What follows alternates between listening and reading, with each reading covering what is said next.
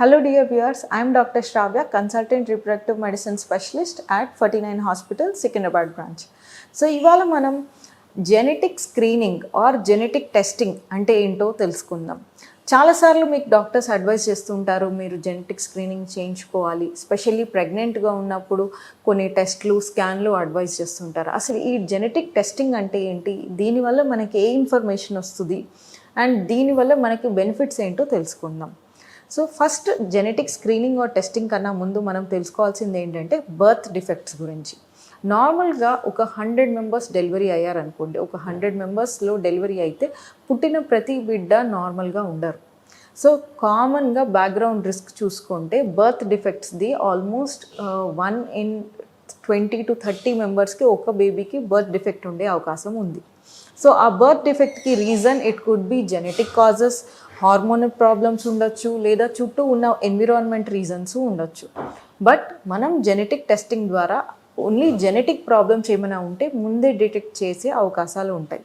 So ఈ birth defects కూడా simple minor anatomical problems నుంచి severe syndromic problems, mental retardation వరకు ఉండే అవకాశాలు ఉంటాయి.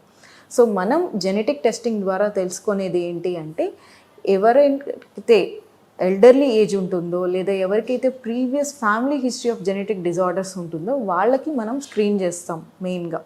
సో ఈ జెనెటిక్ స్క్రీనింగ్ ఫస్ట్ ఎవరికి అడ్వైజ్ చేస్తారో తెలుసుకుందాం.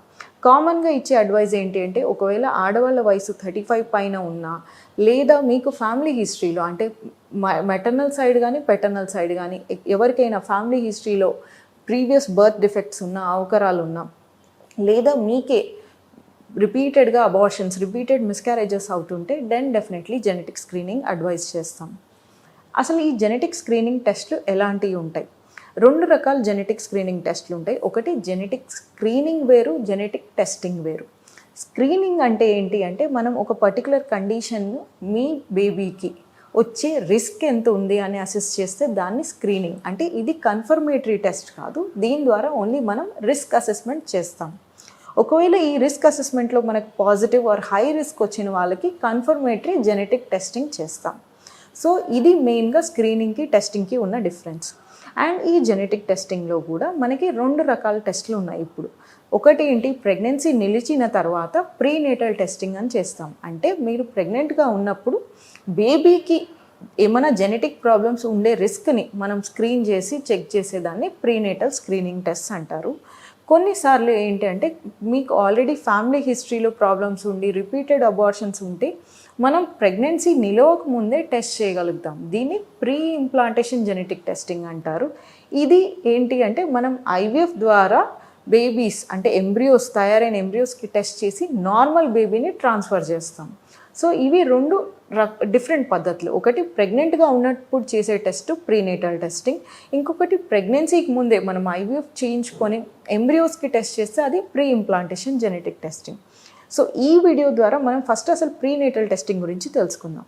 ప్రీనేటల్ టెస్టింగ్ ఏంటి అంటే కామన్గా మనకి ఆడవాళ్ళకి ప్రెగ్నెన్సీలో ఉన్నప్పుడు 3 నెలలు నిండిన తర్వాత ఎన్టీ స్కాన్ అని చేస్తారు.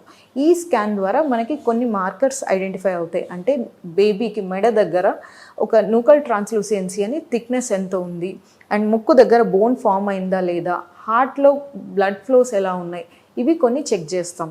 వీటితో పాటు కొన్ని బ్లడ్ టెస్ట్లు కూడా చేస్తాం. అది డబుల్ మార్కర్ ఉంటుంది, కొన్నిసార్లు 16 వారాలకి క్వాడ్రపుల్ మార్కర్ అని చేస్తాం.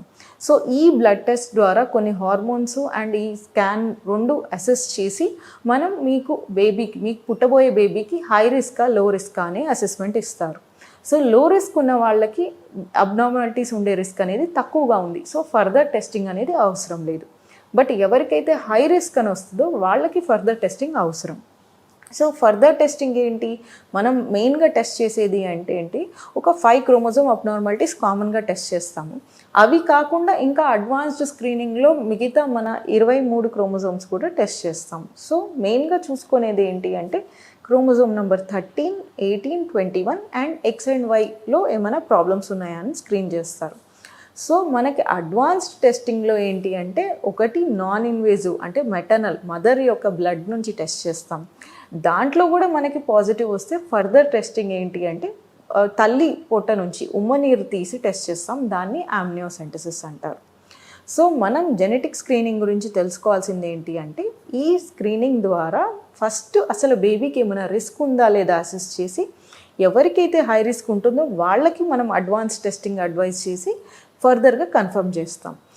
ఈ జెనెటిక్ స్క్రీనింగ్ టెస్ట్ వల్ల మనకి బెనిఫిట్ ఏంటి అంటే, పుట్టబోయే బిడ్డకి ఏమైనా సిండ్రోమ్స్ ఉందా, వచ్చే రిస్క్ ఉందా లేదా, ఒకవేళ రిస్క్ ఉంటే మనం ఫర్దర్గా ఎలా ప్రెగ్నెన్సీ ప్లాన్ చేయాలి అనేది ఐడియా వస్తుంది. అసలు థైరాయిడ్ అబ్నార్మాలిటీస్ అంటే ఏంటి, ఈ థైరాయిడ్ సమస్యల వల్ల మనకి సంతానలేమి సమస్య కలుగుతుందా, దీనివల్ల అబార్షన్స్ అవే అవకాశాలు ఉందా, అసలు ఈ థైరాయిడ్ గ్లాండ్ ఏంటి, ఈ హార్మోన్ ఏంటి అనే దాని గురించి తెలుసుకుందాం. అసలు ఈ థైరాయిడ్ గ్లాండ్ అంటే ఏంటి, మనకి మెడ దగ్గర ఒక చిన్న లోవర్ పార్ట్ ఆఫ్ థ్రోట్ దగ్గర ఒక చిన్న గ్లాండ్ ఉంటుంది. దీన్ని మనం థైరాయిడ్ గ్లాండ్ అంటాం. దీని నుంచి ప్రొడ్యూస్ అయ్యే హార్మోన్ ఒకటి, దాని పేరు థైరాయిడ్ హార్మోన్. అవి 2 రకాలు ఉంటాయి, T3 hormone and T4 hormone. So technically ఈ థైరాయిడ్ హార్మోన్ మన గొంతు దగ్గర ఉండే గ్లాండ్ నుంచి ప్రొడ్యూస్ అవుద్ది. సో ఈ హార్మోన్ ప్రొడక్షన్ అనేది మనకి బాడీలో ఐడిన్ లెవెల్స్ మీద అండ్ దాంతోపాటు బ్రెయిన్ నుంచి వచ్చే థైరాయిడ్ స్టిమ్యులేటింగ్ హార్మోన్ TSH అనే హార్మోన్ మీద డిపెండ్ అయి ఉంటుంది. సో మన బాడీలో ఈ థైరాయిడ్ హార్మోన్కి రోల్ ఏంటి, అసలు ఈ థైరాయిడ్ హార్మోన్ ఉపయోగం ఎక్కడ ఉంది అనేది తెలుసుకుందాం. థైరాయిడ్ హార్మోన్ మనకి మెయిన్గా మెటబాలిజంలో హెల్ప్ చేస్తుంది. అంటే మన ప్రతి సెల్ మెటబాలిజంకి థైరాయిడ్ హార్మోన్ చాలా ఇంపార్టెంట్. సో అసలు మెటబాలిజం అంటే ఏంటి, మెటబాలిజం అంటే మనం తినే ఆహారం, ఫుడ్ ఎనర్జీగా మారటాన్ని మెటబాలిజం అంటాం. సో సింపుల్ వర్డ్స్లో మనం తిన్న ఆహారం ఎనర్జీగా కన్వర్ట్ అయితే ఈ ఎనర్జీ కన్వర్షన్, ఈ మెటబాలిజం అనే ప్రాసెస్కి థైరాయిడ్ హార్మోన్ చాలా important. So thyroid hormone defect ఉన్న వాళ్ళకి, అంటే ఎవరికైతే థైరాయిడ్ హార్మోన్ లెవెల్స్ తక్కువ ఉంటాయో వాళ్ళని హైపోథైరాయిడిజం అని అంటాం. అంటే ఈ హార్మోన్ లెవెల్స్ తక్కువగా ఉండటం వల్ల హైపోథైరాయిడిజం బాధతో సఫర్ అవుతున్నట్టు. సో దీనివల్ల సమస్యలు ఏంటి, మన మెటబాలిజం అంతా స్లో అయిపోద్ది ఈ హార్మోన్ డిఫెక్ట్స్ వల్ల. సో మెటబాలిజం స్లో అవటంతో మనకి కామన్గా వచ్చే సిమ్టమ్స్ ఏంటి, నీరసం, అంటే చాలా ఈజీగా ఫెటీగ్ అయిపోతారు, త్వరగా అలసిపోతారు, వెయిట్ గెయిన్ అవుతారు, అండ్ వాళ్ళు పనిచేసే దాంట్లో అంత స్లోగా స్లగ్గిష్గా ఉంటుంది వాళ్ళ రెస్పాన్స్. మనం నార్మల్గా చూస్తే హెయిర్ లాస్ ఉంటుంది, మన స్కిన్ నెయిల్స్ బ్రిటిల్ అవుతుంటాయి, అండ్ స్లీప్ డిస్టర్బెన్సెస్ ఉంటాయి. వీటన్నిటితో పాటు మనకి సంతానలేమి రిలేటెడ్ సమస్యలు ఒకటి infertility, irregular menstrual cycles and miscarriages కూడా కామన్గా చూస్తూ ఉంటాం. సో అసలు ఈ థైరాయిడ్ హార్మోన్కి, ఇన్ఫర్టిలిటీ, సంతానలేమికి సమస్యకి అసలు అవినాభావ సంబంధం ఉంది. అదేంటో తెలుసుకుందాం. థైరాయిడ్ హార్మోన్తో మెయిన్ ప్రాబ్లం ఏంటి అంటే మనకి మెటబాలిజం అనేది ఎఫెక్ట్ అవుతుంది.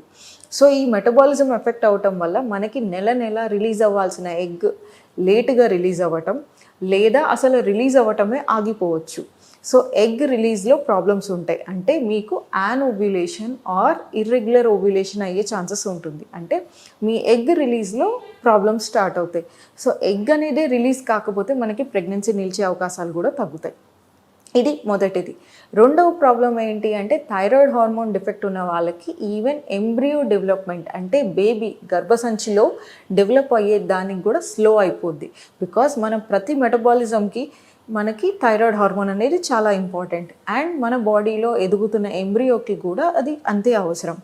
సో ఎంబ్రియోకి కూడా థైరాయిడ్ హార్మోన్ తక్కువ ఉండటం వల్ల గ్రోత్, డెవలప్మెంట్ అనేది తక్కువ ఉండటంతో ఇంప్లాంటేషన్ ఫెయిల్యూర్ అయ్యే ఛాన్సెస్ ఉంటుంది. దాంతోపాటు మిస్క్యారేజ్ రిస్క్ కూడా ఎక్కువగా చూస్తూ ఉంటాం. అండ్ థైరాయిడ్ హార్మోన్ ప్రాబ్లమ్స్ ఉన్న వాళ్ళకి రిపీటెడ్ మిస్క్యారేజెస్ కూడా అవకాశం ఉంటుంది. సో థైరాయిడ్ హార్మోన్ అనేది మనకి కరెక్ట్గా ఉందా లేదా అనేది చెక్ చేసుకోవాలి. అండ్ రిపీటెడ్గా మిస్క్యారేజెస్, బేబీ డెవలప్మెంట్తో ప్రాబ్లమ్సే కాకుండా ప్రెగ్నెన్సీలో కూడా థైరాయిడ్ హార్మోన్స్ అనేది మనం జాగ్రత్తగా చెక్ చేసుకోవాలి. ఎందుకు, సేమ్ రీజన్, మనకి థైరాయిడ్ హార్మోన్ మెటబాలిజంకి హెల్ప్ చేస్తుంది కాబట్టి ప్రెగ్నెన్సీలో కూడా బేబీ ఎదుగుదలకి, ప్రెగ్నెన్సీ ప్రోగ్రెస్కి చాలా ఇంపార్టెంట్. ఎవరికైతే హైపోథైరాయిడిజం అన్కంట్రోల్డ్గా ఉంటుందో వాళ్ళకి మెయిన్గా ప్రీటర్మ్ లేబర్స్, అంటే నెలలు నిండకుండా డెలివరీ అయ్యే అవకాశాలు, బేబీస్కి లో బర్త్ వెయిట్, అంటే పుట్టినప్పుడు బరువు తక్కువగా ఉండే అవకాశాలు ఉంటుంది. అండ్ దీంతోపాటు లో ఐక్యూ, అంటే మనకి న్యూరో డెవలప్మెంటల్ ప్రాబ్లమ్స్ ఉండి ఐక్యూ లో ఉండే అవకాశాలు కూడా ఉంటాయి. సో థైరాయిడ్ హార్మోన్ కంట్రోల్స్ అనేది మనకి ప్రెగ్నెన్సీ నిలవటానికి అండ్ ప్రెగ్నెన్సీ కరెక్ట్గా ప్రోగ్రెస్ అయ్యి డెలివరీ వరకు హెల్దీ బేబీ డెలివరీ చేయడానికి చాలా ఇంపార్టెంట్. సో ఈ థైరాయిడ్ హార్మోన్ ఎలా టెస్ట్ చేస్తాం?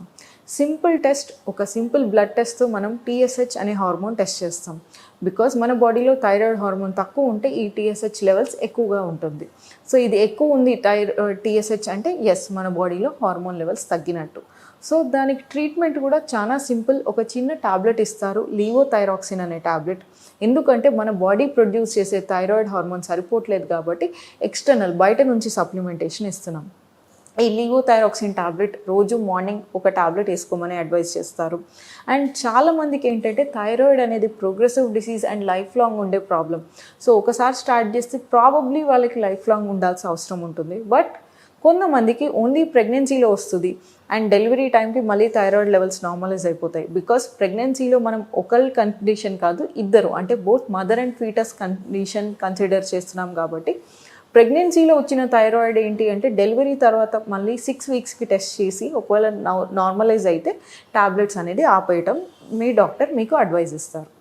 సో మనం ఈ థైరాయిడ్ వాల్యూ గురించి మీకు ఈ వీడియో ద్వారా అర్థమైంది అనుకుంటున్నాను. Thank you.